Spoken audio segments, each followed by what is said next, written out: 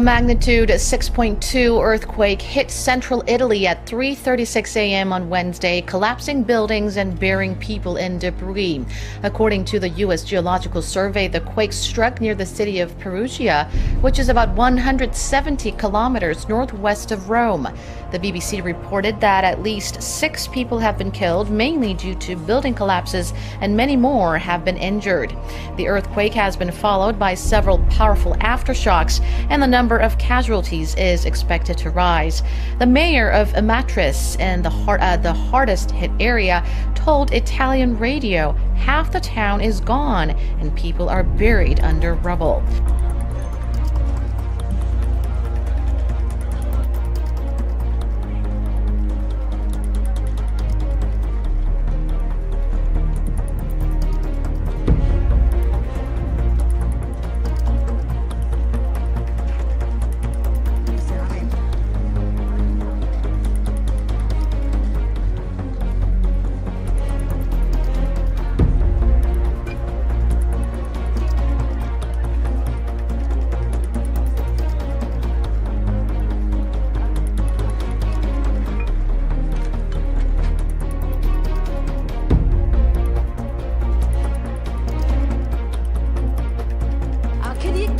कहीं ये आने वाली तबाही का ट्रेलर तो नहीं है। सोमवार को दोपहर में दिल्ली और आसपास के इलाकों में भूकंप के झटके महसूस हुए थे, तो वहीं आज सुबह At least 40 people have been killed and hundreds of thousands evacuated as widespread flood hit vast areas of central and eastern India. Days of heavy rain have caused water levels in the Ganges River and its tributaries to reach dangerously high levels during the past 48 hours. Most of the deaths were caused by drowning, electrocution, or injuries caused by collapsed houses. 5 years ago today, the earth moved and grabbed the attention of millions of people in Maryland and the mid-Atlantic. Alex Dimitruk reports that rare 5.8 magnitude earthquake might still be having an impact on one famous landmark. This is what it sounded like in some places, and what it felt like varied across the mid-Atlantic. The building just started rumbling. I kind of felt like the floor do like a wave a little bit. But it was at the top of the Washington Monument that the 5.8 magnitude quake may have been most frightening. It was absolutely terrifying. It was shaking so violently to have the mortar falling on your head. The fear was so high that I was sure that we were under attack. I didn't realize at first that it was an earthquake. It surprised a lot of us. We do have reports that there was an earthquake in Virginia. Oh my God, is that what it was?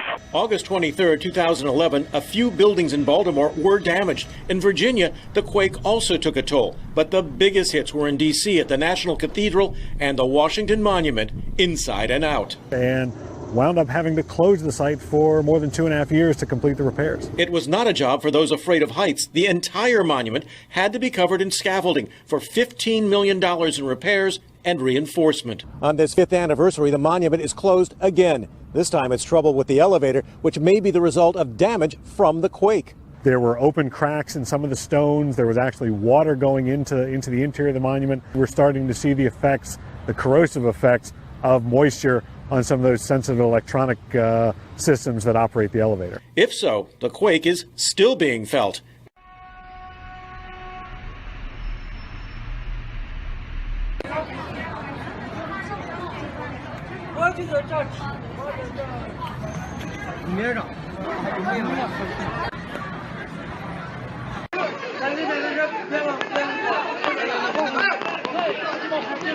One person has been killed and a further 30 wounded after 2 bombs exploded near a hotel on Tuesday night in the southern coastal town of Patani. The town is in one of 3 Muslim-majority southern provinces that have suffered from 12-year insurgency. And police say that the first blast happened in the parking lot behind the Southern View Hotel, but that no one was hurt. And the second blast happened when the truck parked near the hotel's entrance exploded. The attacks come less than 2 weeks after a series of unexplained explosions in tourist hotspots in the south of Thailand. A defense minister ruled out any link between those attacks and the latest bombings.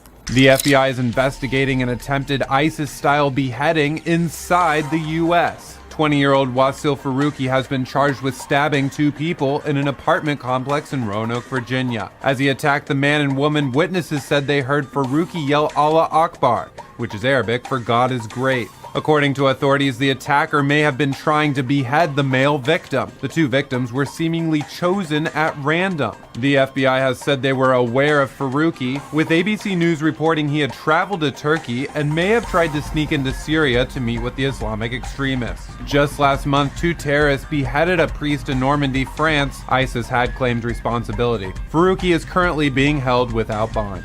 Paris. Last year it fired the imagination of 47 million tourists. But this year they seem to have given it the cold shoulder. There was very less people. So I asked my husband, I was like, what's going on? You know, when we came here in 2012, there was so many people. You know, I'm a tourist. I want the empty streets for the picture. So Montmartre is beautiful like this. The steps in front of the Sacré-Cœur are usually packed with people at this time of year. But fear of attacks has put off some visitors. I was thinking about, as I was traveling in the tube, what if somebody planted a bomb? The damage has been felt across all sectors. At Renoir's former studio in the heart of Montmartre, now a museum, they've never seen a downturn like it. The famous Champs-Élysées is usually a hive of tourists from around the world. This newspaper and souvenir vendor is feeling their absence. We work with hotels, and some of them are ordering far fewer newspapers than before, that's for sure. Hotels reported a 10% fall in foreign tourists in July, with the luxury sector most feeling the pinch. On one hand, we've had a drop in reservations. On the other, there were lots of cancellations after the tragic events in Nice in July.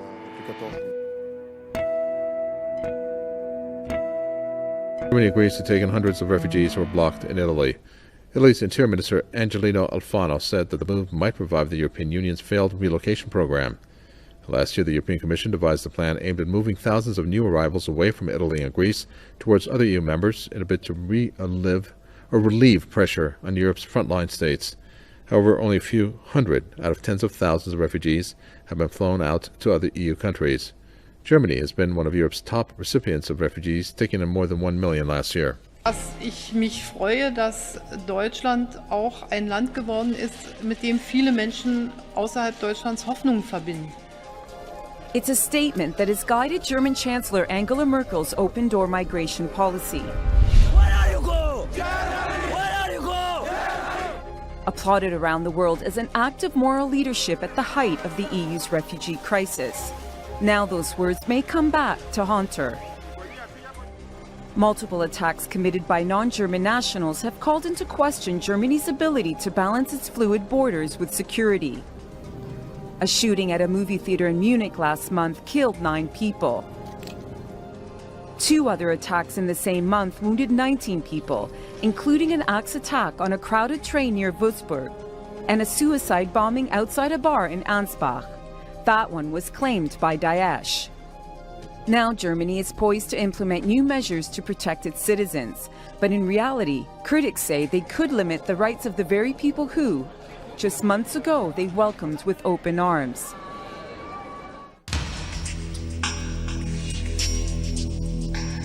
Many of Germany's new anti-terror proposals sound familiar, resembling those introduced in France and the United Kingdom. They include boosting video surveillance in public spaces and increasing the presence of police on trains, railway stations, and airports. They also call for more security personnel on the streets, with a plan to recruit 15,000 police officers by 2020. Russia warns that Ukraine's provocations in Crimea could intensify tensions along the line of confrontation in eastern Ukraine. The Russian President Vladimir Putin made the comments in a phone call with his French counterpart François Hollande and the German Chancellor Angela Merkel. The French President expressed his concern over the spike in tensions in eastern Ukraine. Hollande said that any escalation of violence could jeopardize the peace process. At the end of the conversation, the 3 leaders agreed to discuss the Ukraine situation on the sidelines of the upcoming G20 summit in China. Tensions have been running high between the army and the pro-Russian militias in eastern Ukraine. Last week, Russia claimed to have caught Ukrainian saboteurs in Crimea. Ukraine put troops on alert and warned that the country could move towards a full-scale war if the conflict in Crimea escalates. A U.S. soldier has been killed in Afghanistan's southern province of Helmand. According to NATO, the soldiers succumbed to injuries sustained in a roadside bombing near Lashkar Gah. Another American and 6 Afghan soldiers were also wounded during the anti-Taliban operation. The attack came one day after U.S. officials announced that 100 American troops had been sent to the region to help prevent the city from falling to the Taliban. This marks the first major American deployment to the southern city since foreign forces withdrew from there in 2014. That the Democratic People's Republic of Korea has test-fired a ballistic missile from a submarine off its eastern coast. South Korea's military said the missile was fired in early hours of Wednesday morning near the coastal city of Singpol. The Defense Ministry officials said the DPRK's missile technology appeared to have advanced compared with previous launches, as the warhead flew around 500 kilometers before crashing into the sea. And the launch comes against a backdrop of rising tensions on the peninsula following the start of a large-scale joint military exercise between South Korea and the United States. Moving on, as part of the ongoing Ulchi Freedom Guardian exercise, police, firefighters and soldiers held a counter-terrorism drill at a subway station in Seoul on Tuesday. The scenario was designed to simulate conditions as close as possible to those of a real attack. A terrorist runs through a subway car, screaming and assaulting the passengers. His bomb explodes, filling the train with smoke and knocking out the lights. The emergency systems kick in and the train comes to a stop. This counter-terrorism training operation was held at 2 p.m. on Tuesday as part of the ongoing Ulchi Freedom Guardian exercise. 140 officials from the Army, Fire and Police Departments and district offices are taking part in this one-hour drill at Sindorim Station on Seoul's busy subway line 2. The training assumes a mock situation where a terrorist bombs a moving train. As the safety doors open, passengers covering their noses and mouths evacuate the train and help others in the process. The police arrive on the scene and capture the terrorist as firefighters put out the flames and carry away the injured. A group of soldiers search the train for any remaining bombs while others guard the platform and nearby areas. The training ends as metro crews get the train back online and finally announce the all clear. The detailed role play with its artificial smoke and emergency announcements makes for a tense atmosphere in the underground facility. Syrian government says France is behind the 2013 deadly chemical attack on a Damascus suburb. Syria's envoy to the United Nations says the French government's move intensified calls for an anti-Syria military action. The attack left hundreds of civilians dead in eastern Ghouta region.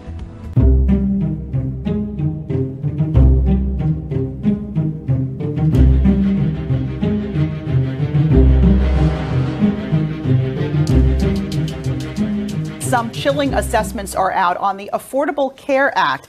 Healthcare costs went up 8.5% this year alone and may rise by 10% more next year. This is according to the Federal Reserve Bank of New York. To make matters worse, almost 1 in 5 businesses said they'd cut down on workers because of the Affordable Care Act. And Rick, I know that you're writing a story on this. So what are sort of the highlights of this survey? Well, just to clarify the survey, first of all, it's just in the region of the New York Fed, so it's not a national survey.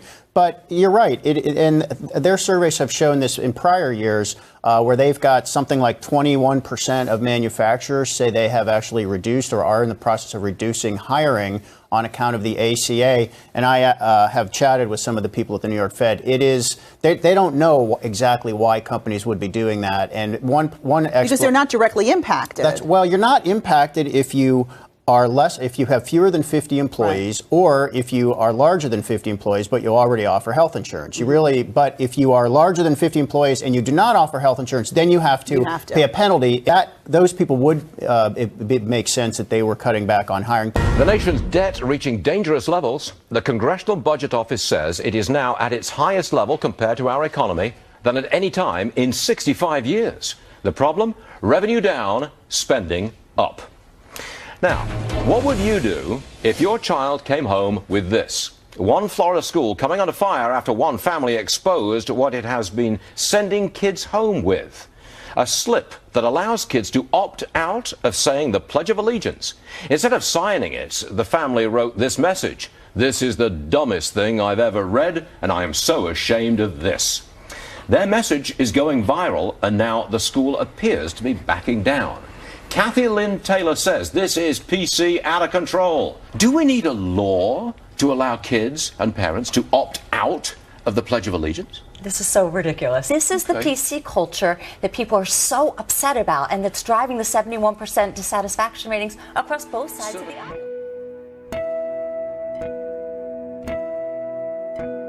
New scientific evidence is refuting the claim that LGBT individuals are born that way. The report comes from researchers at Johns Hopkins University, and they say they aren't taking sides in the debate, just reporting the evidence. The new report says the formation of sexual identity is complicated, but the evidence indicates environmental factors may play a role. For example, it states that homosexuals are 2 to 3 times as likely to have been victims of child sexual abuse. The report also concludes that up to 80% of teenage boys who report same-sex attraction no longer have those feelings as adults. This new report covers data from 200 peer-reviewed studies and is published in the New Atlantis. A case of cholera has been confirmed in Korea for the first time in 15 years. The Korea Centers for Disease Control and Prevention announced on Tuesday that a 59-year-old man living in Gwangju, Jeollanam-do province has been confirmed to have been infected with the disease. The KCDC is currently conducting an epidemiologic investigation into the patient to look into the ways he could have contracted the highly contagious disease. Since he has no record of traveling abroad this year, local authorities are assuming he might have contracted cholera in the country. This is a strange case because cholera has never occurred naturally within the country. In the past, cholera outbreaks were caused by visitors from overseas already infected with the bacteria. Since cholera is transmitted through contaminated food or water, there is a good chance that the patient got infected by eating raw seafood. The KCDC also said the continued heat wave could have contributed to the bacteria to thrive a long period of time. Sea surface temperatures have significantly risen due to the sweltering weather conditions as of late, providing an optimal environment for the cholera bacterium to multiply and contaminate the fish. Here at home, a foul smell lingers across a New Jersey town where thousands of dead fish washed into a marina. It looked like ice when we first pulled up. We didn't know what it was. From far away, it's unclear exactly what is covering the surface of the water and surrounding Art Lynch's boat here at Lentz Marina in Keansburg, New Jersey. But up close, you can see and smell the hundreds of thousands of dead fish that have washed up here. How overwhelming is the smell? Oh, it's bad. It's enough to gag you. We kept towels over our noses. This is starting to smell like rotten fish. It's a whole different smell than a fishy fish. Over the past few days, these dead peanut bunker fish have also turned up in Waycake Creek and along Keansburg Beach. The New Jersey Department of Environmental Protection says the fish were likely chased into the creek by either bluefish or skate. And despite the tides, the low oxygen level is killing them. They're so large amount and they fight each other for the oxygen, and there's not enough of it. Mayor George Hoff says the borough is trying to get this fish die-off cleaned up.